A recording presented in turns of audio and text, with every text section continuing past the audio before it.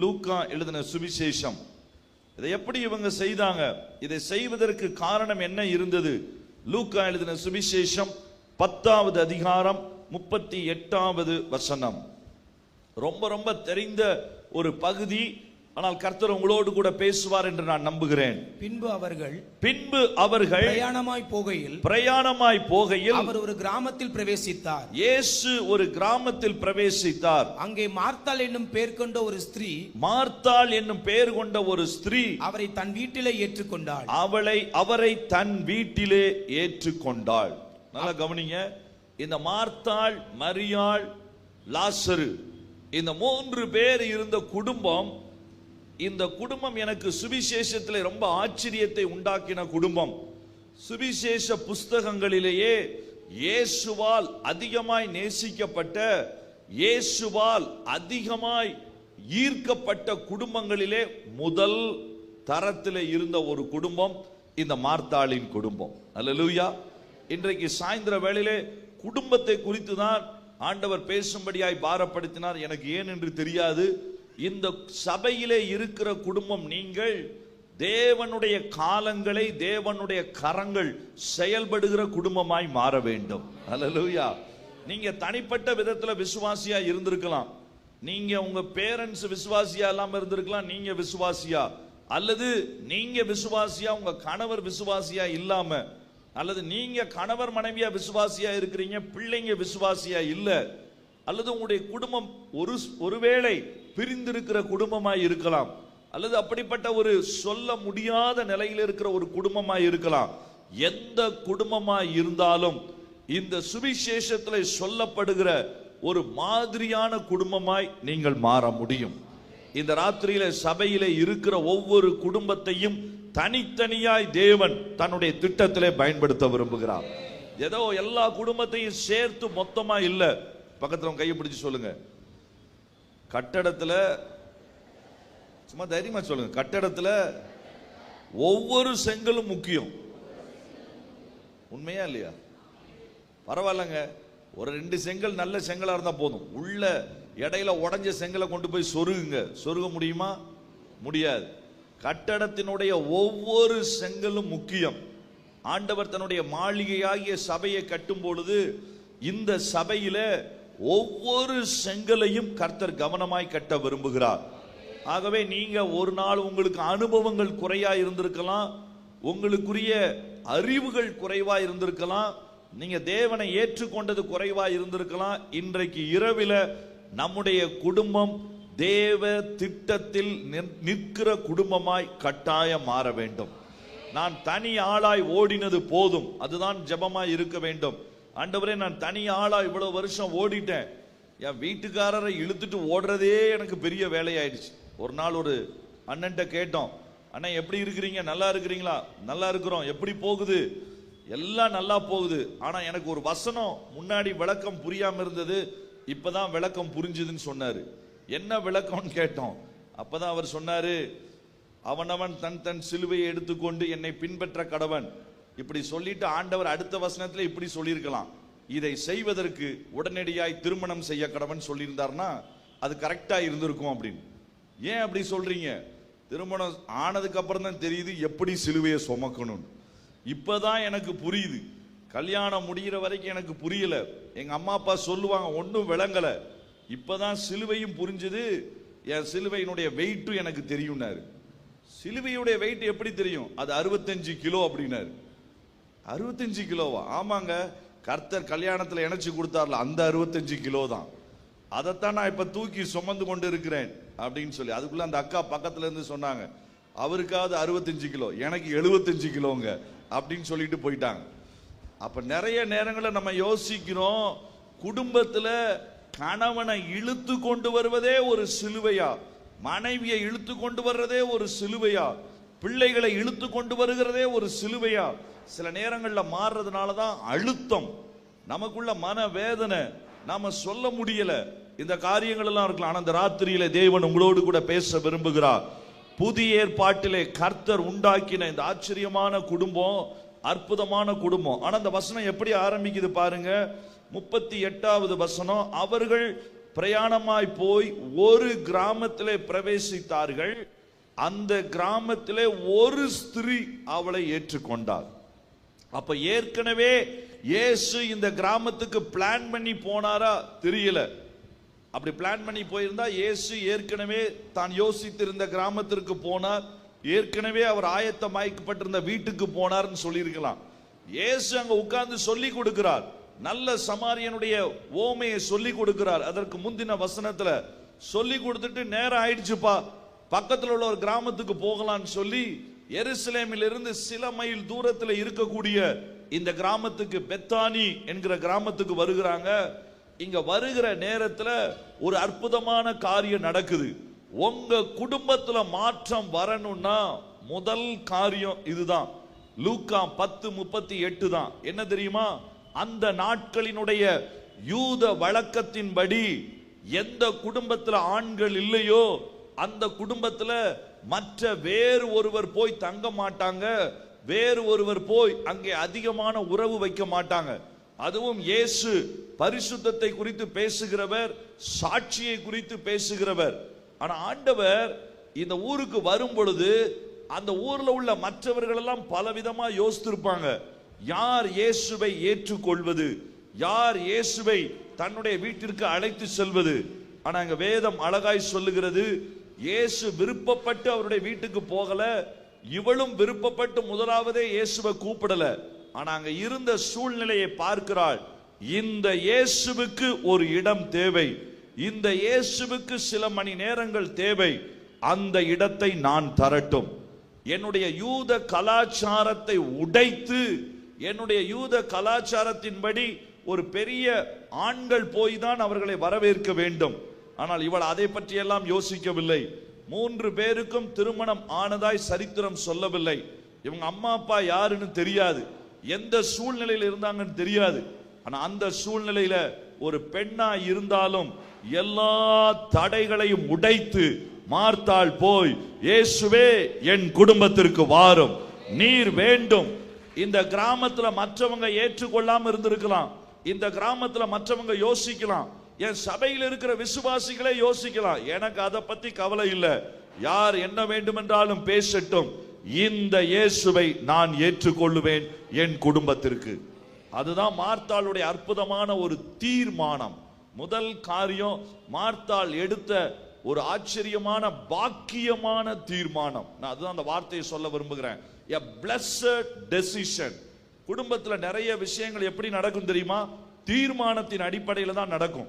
நீங்க எடுத்த தவறான தீர்மானத்தின் நிமித்தம் சில நேரத்தில் எவ்வளவு கஷ்டப்பட்டிருப்பேன்னு உங்களுக்கே தெரியும். நீங்க எடுத்த சரியான தீர்மானத்துல உங்களுக்கு எவ்வளவு ஆச்சரியமான மாற்றங்கள் உண்டாயிருக்கும், அதையும் நீங்க அனுபவிச்சிருப்பீங்க. அதனாலதான் நான் சொல்லுகிறேன், இந்த புதிய ஏற்பாட்டினுடைய இந்த குடும்பத்தினுடைய மிகப்பெரிய இந்த வாழ்க்கைக்கு முக்கியமான காரணம் அவர்கள் பாக்கியமான தீர்மானங்களை எடுத்தார்கள்.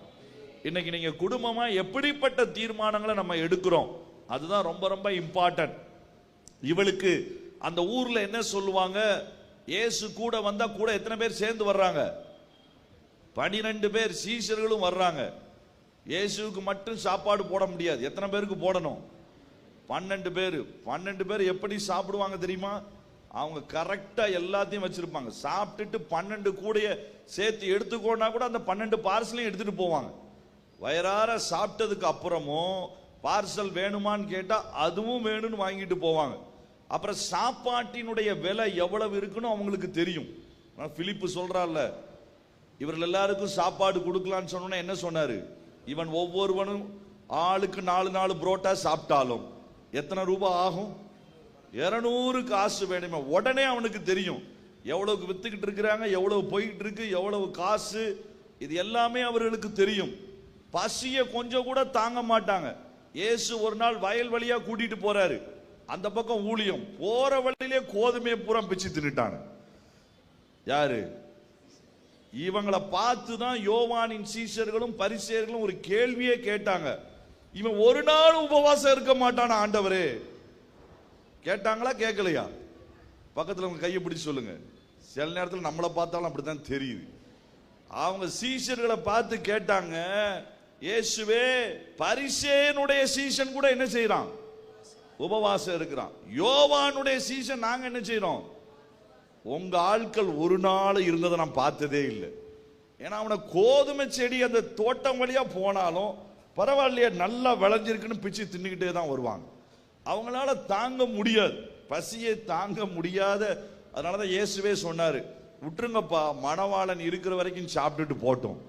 இதுக்கப்புறம் வச்சிருக்கிறேன் இவங்களுக்கு புதிய ஏற்பாட்டுல சபை ஆரம்பிச்சதுக்கு அப்புறம் நல்லா அடி கொடுக்க போறேன். ஆனா இப்ப என்ன செஞ்சிடட்டும்? சாப்பிட. அதனால நல்லா சாப்பிடக்கூடிய ஆட்கள், நல்ல வேலை செய்யக்கூடிய ஆட்கள், எல்லாம் மீன் பிடிக்கிற தொழில் செஞ்சவங்க, கடினமான தொழில் செஞ்சவங்க நல்லா சாப்பிடுவாங்க. அதனால அப்படிப்பட்ட ஆட்கள். எங்க கூட ஒரு தம்பி இருந்தான், அவன் அப்படிதான் சொல்லுவான், ஆனா சாப்பாடு வேண்டான்னா நம்மலாம் சாப்பாட்டுக்கு மேல கையை வச்சு சொல்லுவான், அண்ணே சாப்பாடு வேண்டான்னு. இவன் கையை சைட்ல வச்சிருப்பான், அண்ணே வேண்டானே வேண்டானே. டே வேண்டானே இப்படி காமிக்க வேண்டியதானே. இல்ல சில ஒருவேளை அக்கா பார்த்து நீங்களா போடுறதா இருந்தா போட்டுருங்க, ஒன்றும் பிரச்சனை இல்லை. அதை ஹிந்தியில சொல்லுவாங்க, தோடா தோடா பூரான் டால் தீஜியே. அக்கா கொஞ்சம் கொஞ்சம் கொஞ்சம் அப்படி எல்லாத்தையும் போட்டுருங்கக்கா. அதைத்தான் ஹிந்தியில என்ன சொல்லுவாங்கன்னா, தோடா தோடா பூரா டால் தீஜியே, கொஞ்சம் கொஞ்சமா எல்லாத்தையும் போட்டுருங்க. அப்படி சாப்பிடக்கூடியவர்கள். இவங்களை கூப்பிடுறது ரிஸ்க். 12 பேருக்கு சாப்பாடு கொடுத்தா எவ்வளவு ஆகும்னு தெரியும். அது சாயந்தர நேரம், இரவு நேரத்தில் தங்க வைக்கணும். அவ்வளவு வசதி அவங்களுக்கு இருந்ததா? இல்ல வீட்டுல வந்து யார்கிட்ட டிஸ்கஸ் பண்ணாங்களா? ஒரு கேள்வி இல்லைங்க. பாக்கியமான தீர்மானம் எது தெரியுமா? எந்த சூழ்நிலையிலும் கிறிஸ்துவை மையப்படுத்தி குடும்பத்துல நீங்க தீர்மானம் எடுங்க. பிள்ளைங்க வாழ்க்கையில அதை மையப்படுத்தி தீர்மானம் எடுங்க. ஊழியத்துல இயேசுவை மையப்படுத்தி நீங்க தீர்மானம் எடுத்து பாருங்க. உங்க தீர்மானங்கள் எல்லாமே பாக்கியமான தீர்மானங்களா இருக்கும். இதுல இயேசுவை தூர வச்சுட்டு எனக்கு என்ன கிடைக்கும்? இயேசுவை வீட்டுக்கு கூப்பிட்டா, ஒரு செல்ஃபி எடுத்து போட்டோ போட்டா எனக்கு இவ்வளவு லைக் கூடுச்சுன்னா, நாளைக்கு இவங்க இந்த மாதிரி தன்னுடைய சுயநலமான எண்ணங்களையும் சிந்தனைகள் நம்ம உள்ள கொண்டு வராம, இல்லங்க எது வந்தாலும் பரவாயில்லை, இயேசு வந்திருக்கிறார் எங்க ஊருக்கு, என் வீட்டுல தான் அவருக்கு முதலிடம், நான் அவரை கூட்டு கொண்டு வருவேன், அவரை நான் ஏற்றுக்கொள்ளுவேன் என்று சொல்லுகிற குடும்பமாய் நாம கட்டாயம் மாறணும். அதுவும் நீங்க ஆண்களா இருந்தா தைரியமா அந்த முடிவு எடுக்கணும். ஐயோ என் தம்பிகிட்ட கேட்கணும், அண்ணன்ட்ட கேட்கணும், சொந்தக்காரன்ட்ட கேட்கணும், எதுவும் இல்லை. ஆவிக்குரிய தீர்மானங்களை எடுக்கும் பொழுது என் இயேசு என் வீட்டினுடைய முதல் ஆள், அவர் இல்லாமல் தீர்மானம் இல்லை. பிள்ளைக்கு திருமணத்தை நீங்க முடிவு பண்றீங்களா அல்லது மற்ற இடங்கள்ல கொண்டு போய் சேர்க்கிறீங்களா? ஐயோ முதல்ல எங்க மச்சான்ட்ட கேட்டுருவங்க. மச்சான்ட்ட கேட்டீங்கன்னா அவ்வளவுதான், கேட்க வேண்டாம் நான் சொல்லல. ஆனா நீங்க கேட்க வேண்டிய முதல் ஆள் யாரு? இயேசு. பாக்கியமான தீர்மானங்கள் இன்றைக்கு கிறிஸ்துவ குடும்பத்தில் இல்லாமல் இருப்பதற்கு காரணம், எல்லா தீர்மானத்தையும் எடுத்துட்டு வந்துட்டு இயேசுட்ட நம்ம எப்படி சொல்லுவோம்? இயேசுவே இதை எப்படியாவது நிறைவேற்றும்.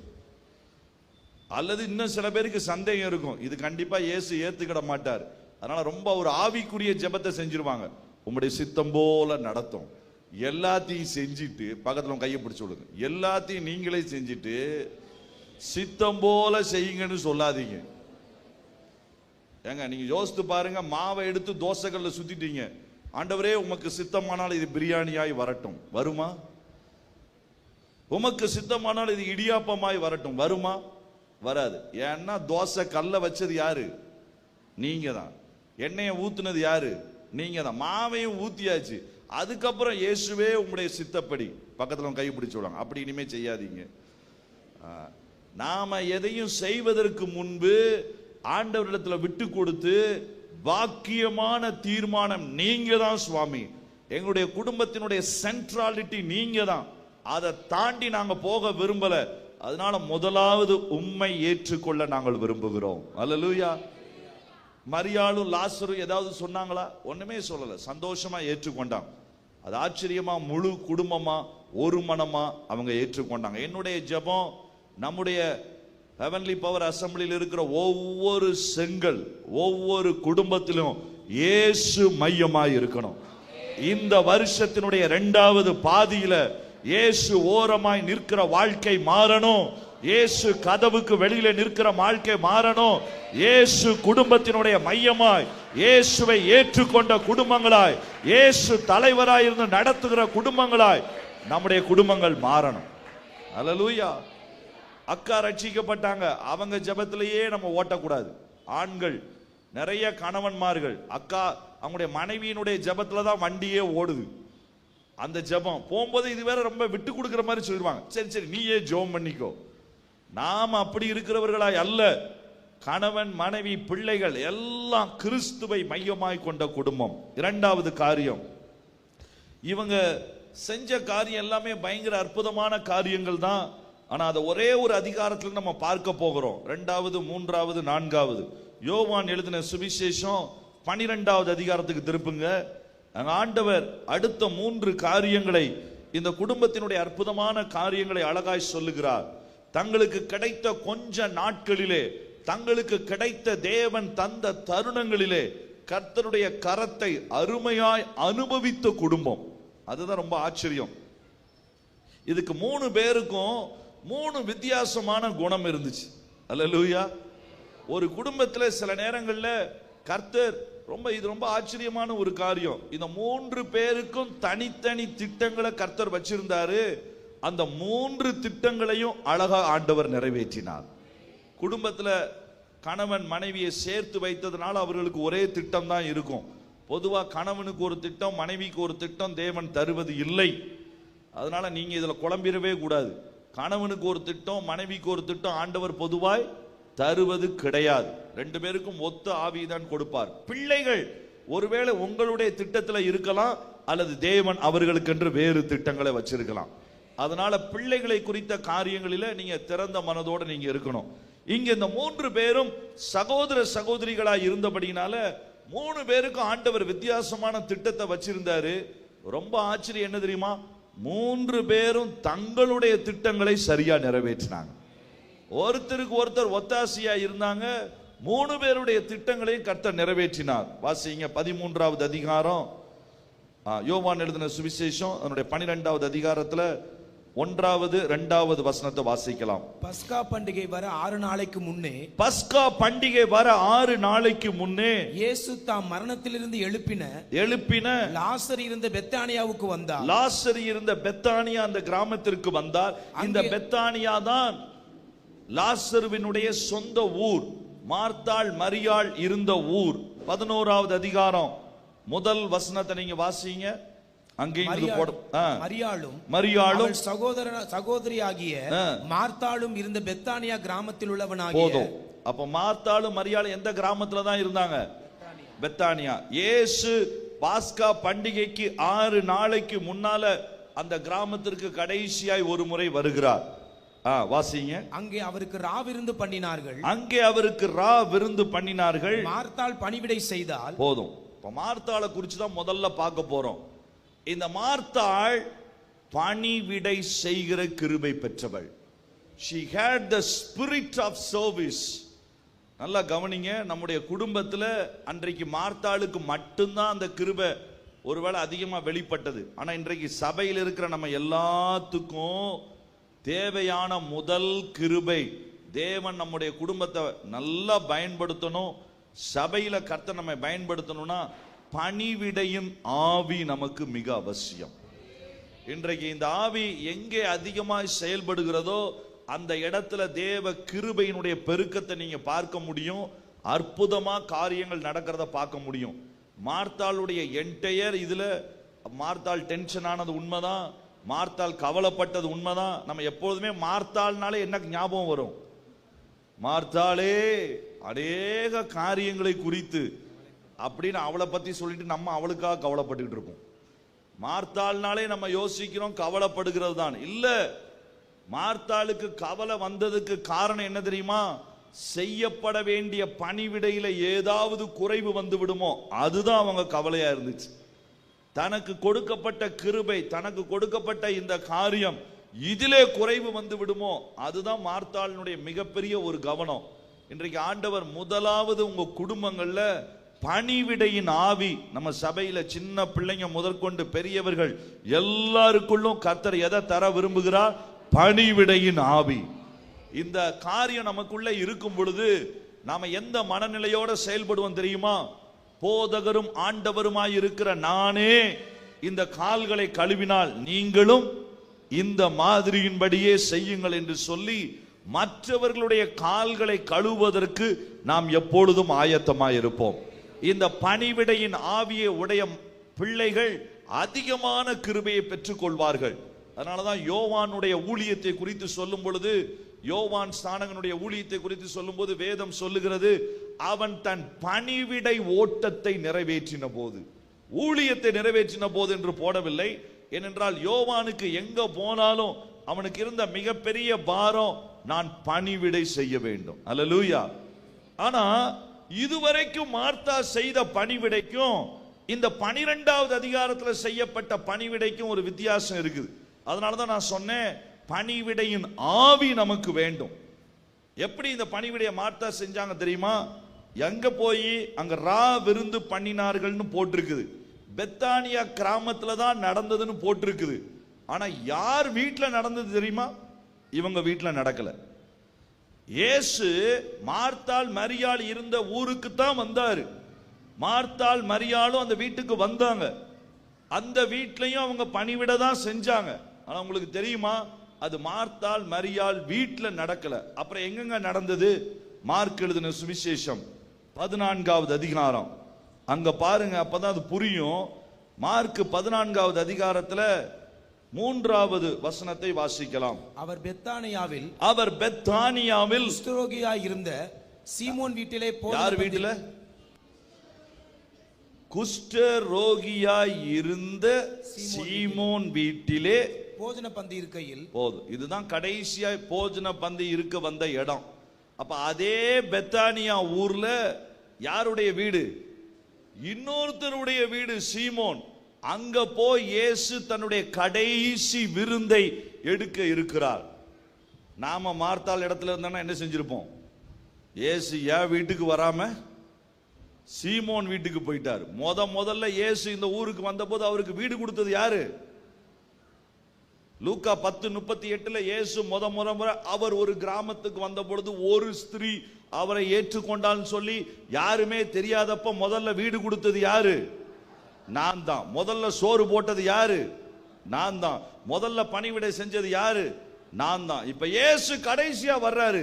யார் வீட்டுக்கு தான் வரணும்? பக்கத்துல கையை பிடிச்சு சொல்லுங்க. மார்த்தாள் அப்படி இல்லை. மார்த்தாள் அப்படி சொல்லல. இந்த இயேசு என் வீட்டுக்கு வந்தாதான் நான் பணிவிடை செய்வேன்னு சொல்லல. அவளுக்கு ஒன்னே ஒண்ணுதான் தெரியும், இயேசு எங்க இருந்தாலும் ஏன் வேலை அவருக்கு பணிவிடை செய்வது, அதுதான் தெரியும். அதனால கேள்விப்படுகிறாள், ஓ நான் நேசிக்கிற என் இயேசு, என்னை அதிகமாய் நேசிக்கிற இயேசு இந்த பூமியை விட்டு எடுபடுவதற்கு முன்பு, நீங்க உதாரணத்துக்கு வச்சுக்கோங்க, அடுத்த வாரம் நம்ம சாக போறோம்னு டேட்டு கொடுத்தாச்சு. யார் யார் வீட்டுக்கெல்லாம் நீங்க போவீங்க?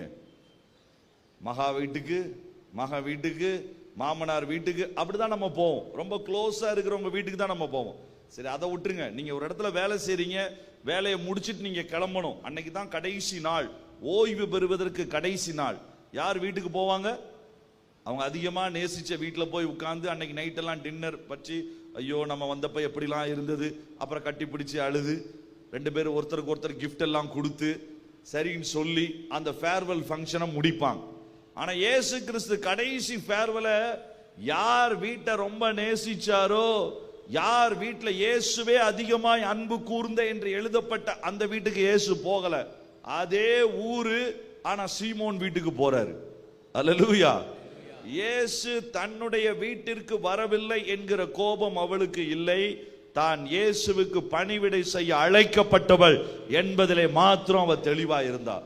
2வது விஷயம், சீமோன் மட்டும் எழுதியிருந்தா பரவாயில்ல, அவனுக்கு என்ன வியாதி இருந்துச்சாம்? குஷ்டரோகியா இருந்தான். ஓ, குஷ்டரோகத்துக்கு அந்த நாள்ல மாத்திரை கிடையாது.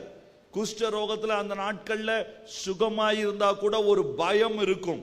ஒருவேளை இவனுக்கு வந்த குஷ்டம் இன்னமும் இருக்கிறதா இல்லையா என்கிற ஒரு பயம், தடுமாற்றம் அந்த நாட்களிலே ஜனங்களுக்குள்ளே இருந்தது. அப்படிப்பட்ட சூழ்நிலையில சீமோன், ஐயோ இயேசுவுக்கு பணிவிட செய்யலான்னு யோசிச்சேன், பரவாயில்ல வேற வீடுனா கூட பரவாயில்ல, ஆனா அந்த வீட்டில் இருக்கிறவனுக்கு என்ன இருக்குது? உதாரணத்துக்கு வச்சுக்கோங்க, கொரோனா ஒருத்தருக்கு இருக்கு. ஆண்டவர் உங்களை பார்த்து சொல்றாரு, நீ போய் உன் தெருவில் இருக்கிற அந்த வீட்டுக்கு சுவிசேஷம் சொல்.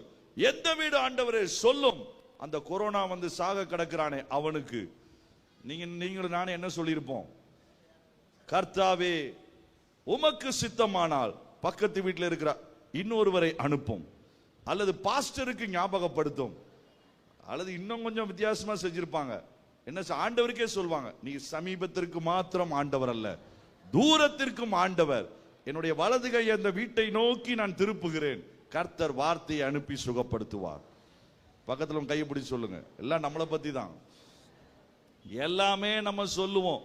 ஆனா குஷ்டரோகியா இருந்த வீட்டுக்கு போய் இன்னொரு வீட்டுக்கு இவங்க போயிருக்கிறாங்க.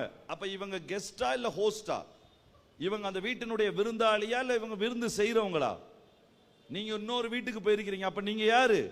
விருந்தாளி. அது இயேசுவுக்கு க்ளோஸான ஃபேமிலி. அதுவும் 11வது அதிகாரத்துல இயேசுவே அழுகிறார். ஐயோ, இந்த இயேசுவே அழுத குடும்பத்துல இந்த குடும்பத்தை பார்த்தாங்க, அழுதாரு. மார்த்தாலும் மரியாளும் டிப் டாப்பா போய் அழகா இயேசுவுக்கு பக்கத்து சீட்டை பிடிச்சி கிடைக்கிற ரொட்டியும் சிக்கனையும் சாப்பிட்டுட்டு சந்தோஷமா அல்லே லூயா ஆமேன்ட்டு வந்திருக்கலாம். ஆனா அந்த வீட்டுக்கு போயும் இந்த அம்மா என்ன செய்யறாங்க? பணிவிடை செய்யறாங்க. எந்த வீட்டுக்கு விருந்தாளியா போக முடியுமோ அந்த வீட்லயும் பணிவிடை செய்யறாங்க. எந்த இடத்திற்கு இயேசு இவங்க வீட்டுக்கு வந்திருக்கணும், வராம இன்னொரு வீட்டுக்கு போறாங்க, அந்த வீட்டுக்கும் போறாங்க. எல்லாத்த விட குஷ்டரோகி ஐயா, குஷ்டரோகியா இருந்தா டாக்டரா இருக்கிற நானே கிளவுஸ் போட்டு தான் பார்ப்பேன்.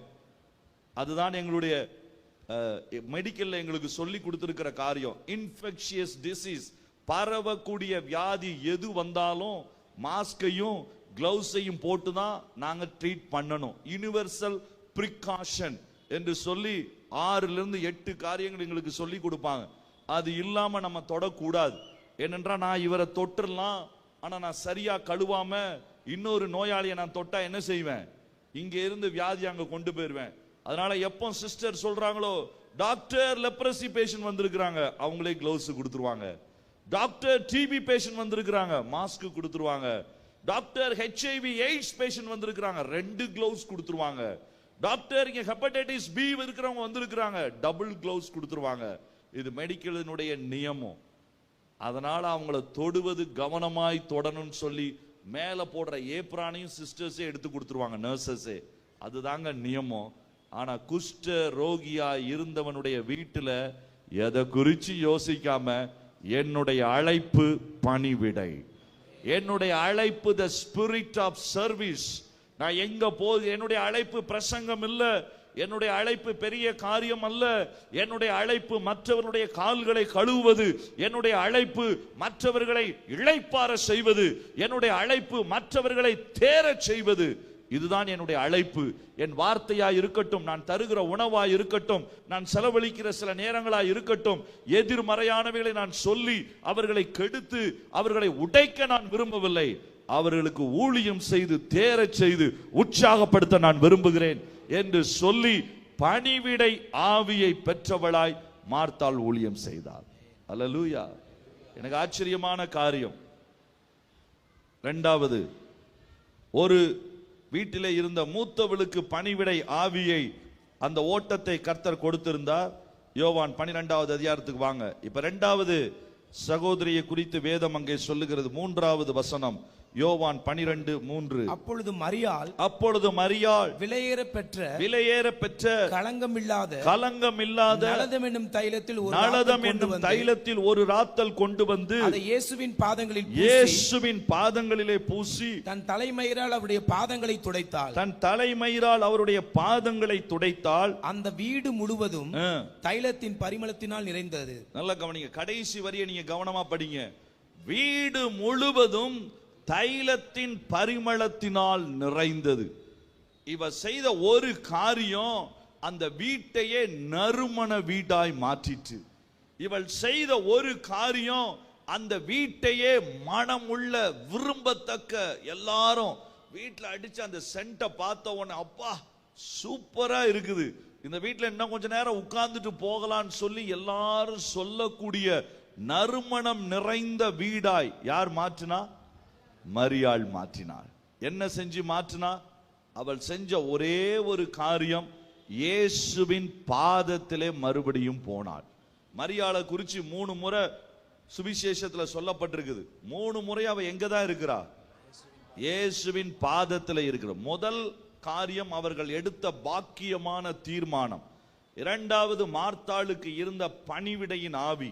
இங்க மூன்றாவது பாதத்தில் அமரும் பழக்கம். இது எங்க போனாலும் அவளுக்கு அதுதான் வரும். மரியாள் என்று சொன்னாலே இப்ப யோசிக்கிறா. முதல் முறை வீட்டுக்கு வரும் பொழுது பாதத்துல உட்கார்ந்து, நீர் என்னெல்லாம் சொல்ல போறீர் ஆண்டவரே சொல்லும். நீங்க நிறைய மற்றவங்களுக்கு சொல்லி கொடுத்தீங்க, சமாரியன் ஓமையை சொல்லி கொடுத்தீங்க, மற்றதை சொல்லி கொடுத்தீங்க. நானும் ஒரு யூத பெண், வெளியரங்கமாய் வந்து அதை கேட்க முடியாது, கேள்வி கேட்க முடியாது. ஆனா இப்ப எங்க வீட்டுக்கு வந்திருக்கிறீங்க, சொல்லி கொடுங்க. நித்திய ஜீவன்னா என்ன, பரிசுத்தம்னா என்ன, ஆத்தும ஆதாயம்னா என்ன, ஊழியம்னா என்ன, சொல்லிக் கொடும். பாதத்திலே உட்கார்ந்து ராஜ்யத்திற்கு உரியவைகளை கேட்டுக்கொண்டே இருந்தாள். அல்லேலூயா. அதனாலதான் ஆண்டவர் சொன்னார், தன்னை விட்டு எடுபடாத நல்ல பங்கை இவள் தெரிந்து கொண்டாள். அப்படி என்றால் நல்ல பங்கு என்றாலே அது பரம ராஜ்யம். ராஜ்யத்திற்கு உரியவைகளை தான் அவ கேட்டுக்கொண்டே இருந்திருக்கணும். எல்லா ரகசியங்களை சொல்லுங்க. ஏன்னா சீஷர்களுக்கு தான் அவர் ரகசியங்களை சொன்னார், மற்றவர்களுக்கு ஓமையாகத்தான் பேசினார். அந்த ஓமை எனக்கு சொல்லி கொடுங்க. நிறைய கேள்வி கேட்டிருப்பாங்க. இயேசுவுக்கே ரொம்ப சந்தோஷம், இவன் இங்கேயே இருக்கட்டும், சாப்பாட்டுக்கு ஹெல்ப் பண்ணலைனாலும் பரவாயில்லைன்னு சொல்லி அங்கேயே உட்கார வச்சுட்டாரு. இரண்டாவது முறை தன்னுடைய தம்பியினுடைய மரணம், இயேசு வருகிறார். இயேசு வரும்பொழுது இவளால் விசுவாசிக்க முடியவில்லை. இனி இயேசு அற்புதம் செய்ய முடியுமா என்று சொல்லி, இயேசுவே இனி நாங்கள் என்ன செய்வோம், இருந்த ஒரு தம்பியும் செத்து போனான் என்று சொல்லி 11வது அதிகாரத்திலே மறுபடியும் பாதத்திலே விழுகிறாள், ஜெபமாய் விழுகிறாள். எனக்கு ஒண்ணும் முடியாத ஆண்டவரேன்னு சொல்லி. இப்ப மூன்றாவது தருணம். இந்த தருணத்துல ராஜ்யத்தை பத்தி அவள் கேட்பதற்கு அல்ல, தனக்கென்று ஒரு அற்புதத்தை பெற்றுக் கொள்வதற்கு அல்ல, தான் என்ன செய்ய வேண்டும் என்கிற எண்ணம் வந்தது. இப்ப மூன்றாவது வாய்ப்பு அவளுக்கு கிடைக்கிறது. முதல் வாய்ப்பிலே வெளிப்பாடை பெற்றுக் கொண்டாள், இரண்டாவது வாய்ப்பிலே ஒரு பெரிய அற்புதத்தை பெற்றுக் கொண்டாள். ஆனால் மூன்றாவது வாய்ப்பு, இயேசுட்ட வேற ஏதாவது கேட்டுருவோமா அப்படின்னு தான் யோசித்திருப்பாங்க. இயேசு பொதுவா ஒரு வீட்டுக்கு போனாலே, மார்க் 2வது அதிகாரம் அழகா சொல்லுது, திரளான ஜனங்கள் உடனே வீட்டுக்கு வந்துருவாங்க. எதுக்கு? ஏதாவது ஒரு அற்புதம் நடக்கணும், ஏதாவது இயேசுவை தொடணும், இயேசுவிட்ட இருந்து கேட்கணும். அது தவறல்ல. இயேசுவை நெருக்கி தங்களுடைய தேவைகளுக்காய் ஓடி வந்தவங்க நிறைய இருந்தாங்க. அதுதான் கடைசி வரைக்கும் இருந்தது. மரியாளும் முதல் 2 முறை அதைத்தான் செய்தாள். முதலிலே ஆவிக்குரிய வெளிப்பாடை பெற்றுக் கொண்டாள், இரண்டாவது ஒரு பெரிய அற்புதத்தை பெற்றுக் கொண்டாள். ஆனால் மூன்றாவது முறை இப்ப வீட்டில இருந்து வரும்பொழுதே முடிவு பண்ணிட்டா. ஏன்னா இயேசுவை பார்த்துட்டு திரும்ப போய் தைலத்தை எடுத்து கொண்டு வந்தாலும் போட்டிருக்கா, போடல. யார பார்க்க போறோம்? இயேசுவை பார்க்க போறோம். யார் வீட்டுக்கு போறோம்? இது நம்ம வீடு இல்ல, சீமோனுடைய வீடு. நிறைய பேர் அவர் கூப்பிட்டிருக்கலாம், நிறைய காரியம் செஞ்சிருக்கலாம். நான் என்ன செய்யலாம்? திடீரென்று அவள் யோசிக்கும் பொழுது அவளுக்குள் வேத வசனம் சொல்லுகிறது, தீர்க்க தரிசன ஆவி செயல்பட்டது. பாத்தீங்களா? இயேசுவுக்கு செய்யணும்னு யோசிச்ச உடனேயே உள்ளத்துக்குள்ள என்ன ஆவி செயல்படுது? தீர்க்க தரிசன ஆவி. நம்ம சில நேரம் யோசிக்கிறோம், யாரோ ஒரு ஊழியக்காரர் வந்து நம்ம மேல கைய வச்சு ஜெபம் பண்ணாதான் தீர்க்க தரிசனம் செயல்படணும். இல்ல, நான் இயேசுவுக்கு எதையாயிலும் செய்யணும் நினைக்கும் போதே ஒவ்வொரு விசுவாசிக்குள்ளேயும் நான் நம்புகிறேன், தீர்க்க தரிசன ஆவி கட்டாயம் செயல்படும். நீங்க உண்மையான மனதோடு கூட, ஏன்னா வேதம் சொல்லுது, அழகாய் சொல்லுது, அவர் எதை செய்வ, என்ன நடக்க போகிறது என்பதை அறிந்தபடியினாலே அவள் அதை செய்தாள். மார்க்கு சுவிசேஷம் 14 உங்களுக்கு தெரியும், அதனால நான் அந்த வசனத்திற்குள் போக விரும்பவில்லை, ஏன்னா நேரம் ஓடிக்கொண்டிருக்கிறது. இவளுக்குள்ள செயல்பட்ட முதல் ஆவி, 3 காரியங்கள் இந்த மரியாளுக்குள் செயல்பட்டது. ஒன்று, இந்த இயேசுவின் பாதத்தில் நாம் பெற்றுக்கொண்டது இருக்கட்டும், இப்பொழுது நான் ஒன்றை செய்யட்டும் என்று யோசித்த உடனே என்ன செய்ய வேண்டும் என்பதை குறித்த தீர்க்க தரிசன வெளிப்பாடு அழகா வெளிப்பட்டது. பக்கத்துல கைப்பிடி சொல்லுங்க, நீங்க கொஞ்சம் ஆசைப்பட்டீங்கனாலே இயேசு உங்களுக்கு வெளிப்படுத்துவார். நான் அதனாலதான் முதல்ல ஆரம்பிக்கும் போதே சொன்னேன், ஒரு ஸ்டெப் நான் வைக்கணும் ஆண்டவரே அப்படின்னு நீங்க யோசிச்சீங்கன்னா கர்த்தர் வெளிப்படுத்துவார். இந்த மரியாள் ஒண்ணுதான் யோசிச்சா. வீட்டில இருந்து வரும்போதே இவா இதுக்கு முன்னாடி உள்ள ஆளா இருந்தா எதை தெரியுமா எடுத்துட்டு வந்திருப்பா? திரும்ப ஒரு நோட்ஸையும் டைரி தான் எடுத்துட்டு வந்திருப்பா. இயேசுட்ட 4 கேள்வி பாக்கி இருக்குது, அதை கேட்டுருவோம். அல்லது இயேசுட்ட வெளிப்பாடு பெற்றாச்சு, இயேசுட்ட தம்பிக்கு அற்புதம் வாங்கியாச்சு, 3வது கல்யாணத்துக்கு ஒரு நல்ல மாப்பிள்ளையாவும் சொல்லிட்டு போயிருங்க. என்று சொல்லி தன்னுடைய தேவைகளை சொல்லி இருக்கலாம், தவறல்ல. அல்லது தனக்குரியதை கேட்டிருக்கலாம், தவறல்ல. ஆனா வீட்டில இருந்து வரும்போதே எதை கேட்கணும் அப்படின்ற எண்ணத்துல இல்ல, எதை கொடுக்கணும்னு தைலத்தை கொண்டு வந்துட்டா. அல்லேலூயா. அவளுக்கு ஒரு வெளிப்பாடு வருகிறது. பாத்தீங்களா, இயேசுவுக்காக தன்னுடைய வாழ்க்கையை கொடுக்க நினைக்கிறவள். எனக்கு வேதத்துல ரொம்ப பிடிச்ச ஒரு அற்புதமான வசனங்கள்ல ஒரு வசனம், ஏசாயா தீர்க்கதரிசியின் புஸ்தகம் 35வது அதிகாரம். இந்த வசனம் நிச்சயமாய் உங்களுடைய அநேகரை உற்சாகப்படுத்த நான் நம்புகிறேன். ஏசாயா 35வது அதிகாரத்துல 8வது வசனத்தை வாசிங்க பார்ப்போம். அங்கே பெரும்பாதையான வழியும் இருக்கும். அங்கே பரத்திற்கு போவதற்கு பெரும் பாதையான ஒரு வழி இருக்கும். அது பரிசுத்த வழி எனப்படும். அது பரிசுத்த வழி எனப்படும். தீட்டுள்ளவன் அதிலே நடந்து வருவது இல்லை. தீட்டு உள்ளவன் அதிலே நடக்க முடியாது. அந்த வழியில் நடக்கிறவர்கள், இந்த கடைசி 2 லைனை பாருங்க. அந்த பரிசுத்த வழியிலே மனதார நடக்கிறவர்கள் பேதையராய் இருந்தாலும் திசை கெட்டு போவதில்லை. அல்லேலூயா. நான் சாதாரண தமிழ்ல சொல்லட்டுமா, உண்மையா நேசிச்சு பரலோகம் போக வேண்டும், நித்திய வாழ்க்கை தான் என் வாழ்க்கை என்று சொல்லி பரிசுத்த பாதையில நீங்க நடந்தா நீங்க முட்டாளா இருந்தாலும் வழி தப்புவதில்லை. அதுதான் இந்த வசனம். இது எப்ப தெரியுமா ஆண்டவர் என்கிட்ட பேசினாரு? ஒரு நாள் நான் ஆண்டவர்கிட்ட சொன்னேன், ஒண்ணுமே புரியலையே ஆண்டவரே, என்ன தீர்மானம் எடுக்கணும்னே தெரியல. இந்த பக்கம் போகணுமா, இந்த பக்கம் போகணுமா, இந்த பக்கம் போகணுமா, ஊழியத்திற்கு போகணும் ஆண்டவர் என்னை கூப்பிட்டாரு. நான் ஊழியத்திற்கு போவதற்காக 2004 வெயிட் பண்ணிட்டு இருக்கிறேன். ஆனா என்னோட கூட இருக்கிற நண்பர்கள் சொல்லுகிறார்கள், அங்கே வேண்டாம், எல்லாம் ஆவிக்குரிய நண்பர்கள், நீ இந்த ஹாஸ்பிட்டலுக்கு போய் நீ கொஞ்சம் பயிற்சி எடு. அந்த ஹாஸ்பிட்டலுக்கு நான் போனேன். அங்க நல்ல மூத்த அனுபவம் மிக்க மற்றவர்கள் இருந்தார்கள். அவர்கள் சொன்னார்கள், இந்த இடத்துக்கு நீ போக வேண்டாம். ஐயோ, எல்லாரும் வேண்டாம் என்று சொல்லுகிறார்களே, ஆவிக்குரியவர்கள் வேண்டாம் என்று சொல்லுகிறார்கள், பேரண்ட்ஸ் பெற்றோர்கள் வேண்டாம் என்று சொல்லுகிறார்கள், உறவினர்கள் வேண்டாம் என்று சொல்லுகிறார்கள்.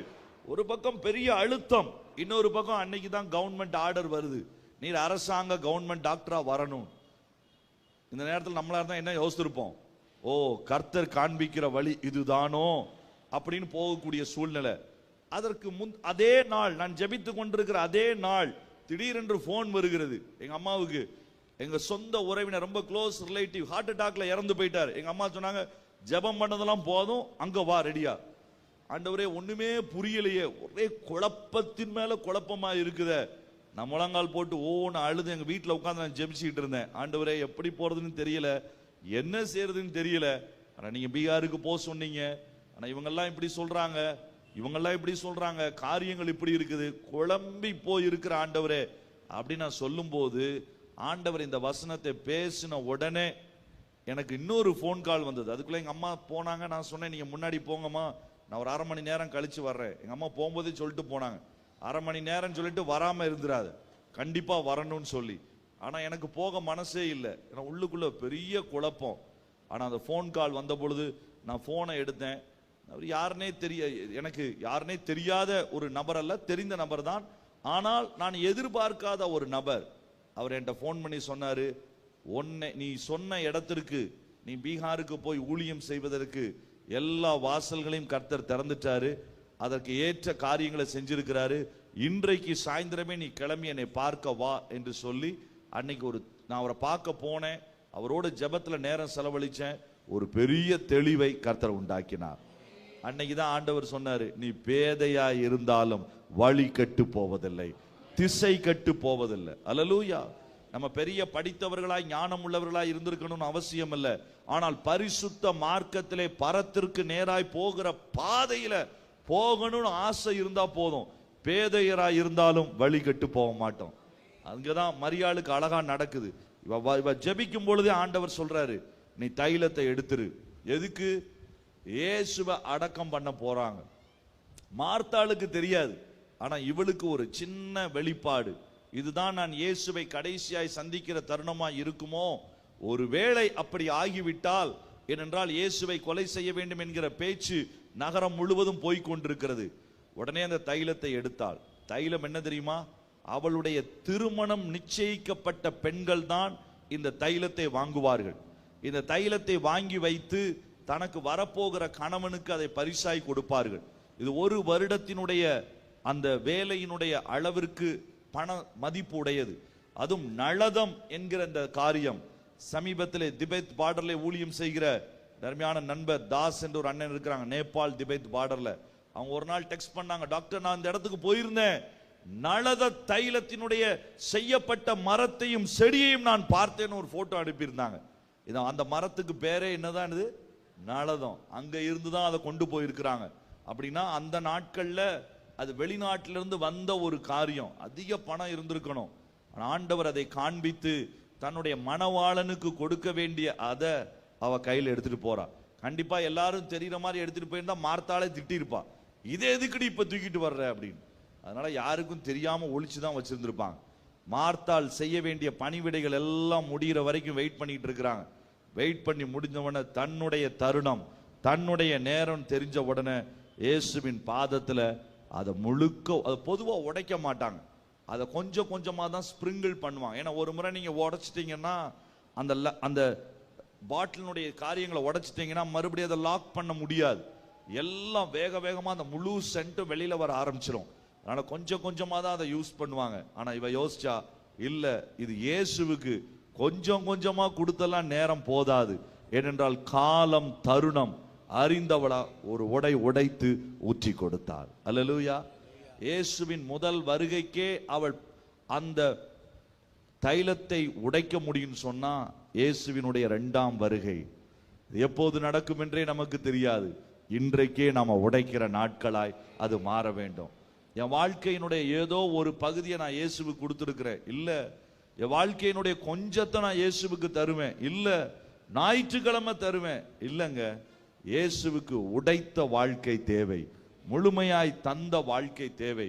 இந்த மரியாள் அழகாய் அதை செய்து முடித்தாங்க. மூணாவது அவங்க செஞ்ச காரியம் பாதத்திலே அமரும் பழக்கம். நீங்க ஆண்டவருடைய பாதத்தில் அமர்ந்து பழகுங்க, கர்த்தர் உங்களுக்கு எல்லாவற்றையும் அழகா வெளிப்படுத்தி காண்பிப்பா. அவருடைய பாதத்தில் அமருகிற பழக்கம் இல்லாததுனாலதான் பதறுகிறோம். அவருடைய பாதத்திலே அமருகிற பழக்கம் இல்லாததினால்தான் மற்றவர்களை பார்க்கிறோம். இல்லை, பாதம் அமருகிற பழக்கம் வேண்டும். அதிகாலையிலே ஜெபிக்கிற பழக்கம் வேண்டும். நீங்க முடிந்த அளவிற்கு காலையில 4 மணியிலிருந்து 6 மணிக்குள்ள ஜெபிக்கக்கூடிய பழக்கத்தை கட்டாயம் வச்சுக்கோங்க. ஒருவேளை இரவுல நீங்க ஜெபிக்கிற பழக்கம் இருந்தா ஸ்தோத்திரம், நான் வேண்டான்னு சொல்லல. ஆனால் காலையில எழுந்து ஜெபிக்கிற ஜெபம் மிக அவசியம். என்னுடைய தூக்கத்தை, எனக்கு தேவையான சுகத்தை உடைச்சுதான் நாங்க உட்கார முடியும். அதனால முயற்சி செய்யுங்கள். பாதம் அமருகிற பழக்கம் குடும்பத்தில் அதிகமாய் வேண்டும். மூன்றாவது கடைசியாய் ஒரு வார்த்தை மட்டும் சொல்லி நம்ம ஜெபிக்க போறோம். மூன்றாவது அவங்க தம்பிக்கு இருந்த காரியத்தை பாருங்க. 12வது அதிகாரம் 10வது வசனம் 11வது வசனம். லாசருவின் நிமித்தமாக யூதர்களில் அநேகர் போய் இயேசுவினிடத்தில் விசுவாசம் வைத்தபடியால். லாசருவின் நிமித்தம் எத்தனை பேர் வச்சாங்க? யூதர்கள்ல அநேகர் விசுவாசம் வச்சாங்க. ஆனா 9வது வசனம் பாருங்க, அது ரொம்ப ஆச்சரியமான ஒரு வசனம். அப்பொழுது யூதரில் திரளான ஜனங்கள் அவர் அங்கே இருக்கிறதை அறிந்து இயேசுவின் நிமித்தமாக மாத்திரம் அல்ல. பாத்தீங்களா வசனம் எப்படி சொல்ல தெரியுமா? இப்ப இயேசுவின் நிமித்தமாய் மாத்திரம் அல்ல, அவர் மரித்தோரிலிருந்து எழுப்பின லாசருவை காணும்படியாகவும் வந்தார்கள். அல்லேலூயா. இது இயேசுவை குறைச்சு சொல்லுகிற காரியம் அல்ல. இயேசு நிமித்தம் மாத்திரம் அல்ல, லாசருவையும் பார்த்தாக வேண்டும் என்று சொல்லி லாசருவினுடைய சாட்சி பலத்த சாட்சியாய் அங்கு எழும்பினது. அது நிமித்தம் ஏராளமான பேர் விசுவாசம் வச்சாங்க. 11வது அதிகாரத்துல தாங்க உயிரோடு கூட எழுப்பினாரு. ஆனா 12வது அதிகாரத்துல வேதம் சொல்லுகிறது, வசனம் என்ன தெரியுமா சொல்லுது? 12வது அதிகாரத்துல 11வது வசனம் பாருங்க. எந்த அளவுக்கு லாசருவினுடைய சாட்சி இருந்தது. பிரதான ஆசாரியர்கள் லாசருவையும் கொலை செய்ய ஆலோசனை பண்ணினார்கள். யார கொலை செய்ய ஆசை பண்ணாங்க? இயேசுவோட 12 சீஷர்கள் இருந்தாங்க. சரி, இயேசுவோட பேதுருவையும் கொலை செய்ய ஆலோசனை பண்ணினார்ல, எங்கேயாவது வசனம் இருக்குதா? இல்ல. பேதுரு அவர்களுக்கு பயம் இல்லை, யோவான் பயம் இல்லை, யாக்கோபு பயம் இல்லை, 12 சீஷர்கள் பயம் இல்லை. ஆனால் இங்க ஒருத்தனை பார்த்து பயப்படுறாங்க. யாரை பார்த்து? லாசருவின் நிமித்தம் வந்த கூட்டம் லாசருவின் நிமித்தம் அந்த இயேசுவின் மேல விசுவாசம் வைக்க ஆரம்பித்தவர்களுடைய எண்ணிக்கை இந்த சீஷர்களை காட்டிலும் பலமா இருந்ததுனால இயேசுவோட மட்டும் போதாது, இன்னொரு ஆளை என்ன செய்யணும், கொல்லணும்னு சொல்ற இடத்துக்கு யார் வந்துட்டா ஒரே அதிகாரத்துல, லாசர். அதான் சொல்றேன், பலமான சாட்சி. ஒரு கொஞ்ச நாள் தான் சாட்சியா இருந்தான். இயேசு முதலாவது அவங்க வீட்டுக்கு வந்தாரு சாப்பிடுறதுக்கு. லாசருவை பத்தி ஏதாவது எழுதி இருக்குதா? ஒண்ணுமே எழுதல. எனக்கு தெரிஞ்சு அவன் வீட்டுக்குள்ள இருந்தானா இல்ல வெளியில போயிட்டானான்னு தெரியல. T20 மேட்ச் ஸ்கோர் பார்க்க வெளியில போயிட்டான். இயேசு பக்கத்துல உட்கார்ந்தாருன்னா பார்க்க முடியாது. சில வீட்டுல அப்படித்தான் நடக்கும். இங்க ஜெபம் நடந்துகிட்டு இருக்கும், அவன் அங்க போய் வேற ஒரு ஜெபம், இயேசுவே CSK ஜெயிக்கணும், இங்க ஒரு ஜெபம் இங்க ஒரு ஜெபம் நடந்துகிட்டு இருக்கும். அப்படிப்பட்ட காரியங்கள் உண்டு. ஆனா முதல் முறை இயேசு லூக்கா 10:38 வரும்பொழுது லாசரை பத்தி எழுதவே இல்லை. ரெண்டாவது முறை வரும்போது எழுதவே முடியாது, ஏன்னா ஆளு கல்லறைக்குள்ளதான் இருக்கான், அதனால ஒன்னும் சொல்ல முடியாது. மூணாவது முறை வரும்பொழுது எழுதப்பட்டிருக்கிறது, இந்த இயேசுவின் நிமித்தமாய் மாத்திரமல்ல, லாசருவின் நிமித்தம். நம்பர் பயங்கரமா அந்த இன்ஃப்ளூயன்ஸ் இருந்ததுனால அவனை கொலை செய்கிற அளவுக்கு அவங்க திங்க் பண்ணாங்க. அப்படின்னா 12 சீஷர்களும் செஞ்ச காரியம் ஏற்படுத்தின இன்ஃப்ளூயன்ஸை விட லாசரு திடமாய் நின்றான். ஹல்லேலூயா. பேதுருலாம் பயந்த ஆட்கள், அதனால நிக்க பயந்தாங்க. ஆனா லாசரு தைரியமாய், வேதம் சொல்லுகிறது, இயேசுவோட கூட பந்தி இருந்தான். 12வது அதிகாரத்தினுடைய 2வது வசனத்துல இது எதை சொல்லுகிறது? பலமான சாட்சி. உங்க குடும்பத்திலிருந்து நீங்க பலமான சாட்சியை சொல்றவங்களா எழும்பணும். திருச்சி பட்டணத்துல எந்த இடத்துல இருக்கிறீங்களோ, ஒரு முறை இந்த இயேசுவின் உயிர்த்தெழுந்த வல்லமையை பெற்றதுனாலதான் லாசருவை குறித்து பயந்தாங்க. ஆனா இன்றைக்கு உயிர்த்தெழுந்த வல்லமை நம்ம எல்லாருக்குள்ளே இருக்குது. ஹல்லேலூயா. ரோமர் 8:11 அழகா சொல்லுது, இயேசுவை மரித்தோரிலிருந்து உயிரோடு கூட எழுப்பினவருடைய ஆவி நம்மிலும் வாசம் செய்கிறது. அப்படின்னா நமக்குள்ளேயும் அதே உயிர்த்தெழுதலின் வல்லமை இது கிரியை செஞ்சதுன்னா இயேசுவை பார்ப்பதை போல நம்ம பார்ப்பாங்க, இயேசுவை போல நம்ம இன்ஃப்ளூயன்ஸ் உண்டாக்க முடியும். நம்ம எல்லாரும் எழுந்து நிற்கலாம்.